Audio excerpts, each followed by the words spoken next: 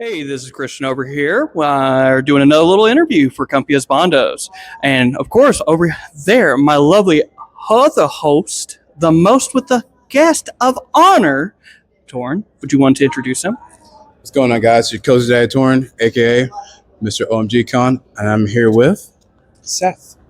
yeah. So Seth from CDI Software. I'm an independent developer. I'm here with my game Arzette, the Jewel of Faramore, that we released last year for all modern consoles. But that's like kind of my side gig. I'm also like a full-time developer at Limited Run Games for internal development. nice. And Limited Run Games is pretty much a corporation that makes indie games into physical. Yeah, more or less. We release physical versions of digital games. Yep. The team that I work on specifically, we do internal development on the Carbon Engine side. Like Gex Trilogy was a game I worked on recently. But yep, not here for that. I'm here as myself, CDI Software. So. Right. And so let's talk a little bit about your game. I got to sit down and play it a little bit. And of course, I did end up supporting you. I got the collector's edition. Thank you very much. It is no problem at all. Because one thing I do love, and I actually stated it, it feels like you looked at Faces of Evil, said, we can do that better, and you implemented elements of Zelda 2, and it just feels really good. So if you want to give a little context on that. Sure. So I always saw like a kernel of good sort of in those CDI games. I know, hard to believe for a lot of people, right? But I thought there was something to it. It's very much like a prototypical Metroidvania light in many respects. I think the closest analogy nowadays would be like a Monster World or Shantae, something like that, like where they're very linear levels, but you have like power-ups and abilities that gate you that you go back and it unlocks new paths and stuff. So I don't know. I liked that because the original games did have that. It's just, again, it was on a system that wasn't meant to play video games, more or less. But that done better, combined with like the unique art style and stuff, I just think was like really arresting for me. And that's completely fair, because one thing, it's like, and going back to Zelda 2, because you can see a lot of the DNA that Faces of Evil and it wasn't Wanda Gamelon. What was Wanda Gamelon? Yeah. Wanda Gamelon? Okay. They took Zelda 2 was such a different style, and they never went back to it. So you can see like a bones brought into those games, and sadly they just either didn't have the time, the budget, whatever it may be, or it just was impossible to work with the CDI, of course. Right. That sadly those games never got to probably see the light that they might have deserved. Exactly. So it's cool to see that you looked at it and said, let's make that better. Let's actually do what they possibly couldn't, but tried to do. So it's really interesting to see like that. What do you have to say about it, honestly? Yeah, so a lot of the artists that I worked with on the game were also had the same sort of mentality, sort of non-ironic, affectionate love for it. I mean, a little ironic, sure, here and there, but everybody was really excited to work on this and sort of make our own version of it, but better, right? Because again, it's just I feel like there's a lot of indie games out there today that they're inspired by stuff that's good, for lack of a better term, right?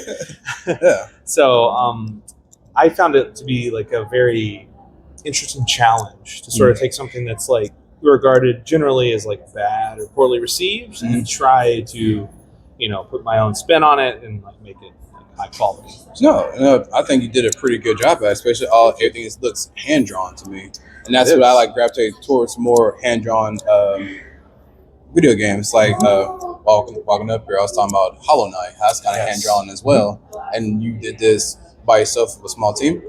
Yes, I worked with a pretty a dozen or so artists and animators that I work with on a contract basis, but a lot of them are my friends. Again, it's almost like we were gearing up to make this game our whole lives, right? No, of course. Because a lot of them turned into professional animators later on. So I just kind of hey, you want to do this? Because they knew they're super into it, just like I am, and they're yeah, this is I've been waiting my whole life for this. So yeah, it was really important to let artists sort of have that space to be creative, because I'm an artist, but as an artist myself, I sort of understand you want that space to sort of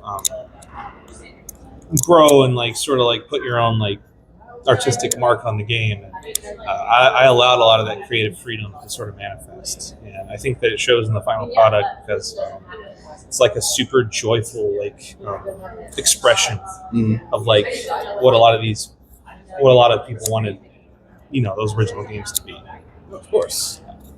It's one of those things where it's like it's a weird day we live in where you've got your AAA games that are trying to strive to be more photorealistic and stuff like that, and then the indie market is picking up the slack with these more artistic pieces, trying to pick up the past and bring a new light to them. And to see you do that is honestly wonderful. I love seeing stuff like that, doing a lot of miracles, and even seeing you do this and bringing your own game. I can't say that must feel not only like a ton of weight off your chest, because I know it was like this arduous task where you're like looking at it and it's like, what if people don't like it? What if people don't love it? And to see the reception you're probably getting is probably just a blissful feeling. It feels pretty good. I'm not gonna lie. We are overwhelmingly positive on Steam, so I'm super happy about it. That's kick-ass, and especially you having physical editions up to buy right now. That's even the better part, because you was here last year promoting the game. Yes. You was giving out digital copies. And so to have a physical thing to hold in your hands when day and age everything's just going more and more digital, I think that's a blessing.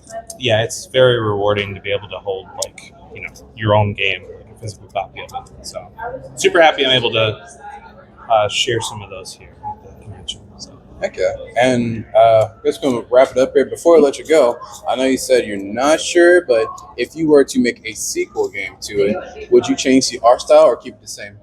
Oh, I keep it the same, of course. Yeah. That's what I'm talking about. No doubt, yeah. Heck yeah. Well, Christian, anything else? No, I'm good. Awesome. All right, guys, it's been Cafe Hispanos here with Seth. Thank you. If you're here in OMG Con, or you might find this game out there in digital medias, but PlayStation, Xbox, Switch, and Steam. That's right. It's also on GOG and the Epic Game Store, like Good Old Games, Epic Game Store. Arzette.com should have all the links that you need. Yep. Heck yeah. Check them out. Thanks, guys. Thank you. Most definitely. Stay tuned and stay sexy. Good night, gorgeous. We were really. Yeah, no problem.